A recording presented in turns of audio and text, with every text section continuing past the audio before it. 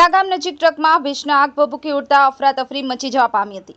સદનસીબે જાનહાનિ ટળી જતા લોકોએ હાશકારો અનુભવ્યો હતો। વડોદરા જિલ્લામાંથી પસાર થતા રાષ્ટ્રીય ધોરીમાર્ગ નંબર 48 પર પાલેજ અને કરજણ વચ્ચે આવેલા કિયા ગામ નજીક એક ટ્રકમાં અચાનક ભીષણ આગ ભભૂકી ઉડતા અફરાતફરી સાથે ભારે દોડધામ મચી જવા પામી હતી। પ્રાપ્ત માહિતી અનુસાર આજરોજ સાંજે 8 વાગ્યાના અરસામાં કિયા ગામ પાસે ટાઇલ્સ ભરેલી ટ્રકમાં આગ ભભૂકી ઉઠી હતી।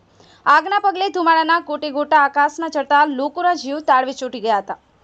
ઘટનાની જાણ કરજણ ફાયર ટીમને થતા ફાયર ટીમ તાત્કાલિક ધોરણે ઘટના સ્થળે પહોંચી સતત 2 કલાક પાણીનો મારો ચલાવી ભારે જહેમત બાદ આગ પર કાબૂ મેળવ્યો હતો।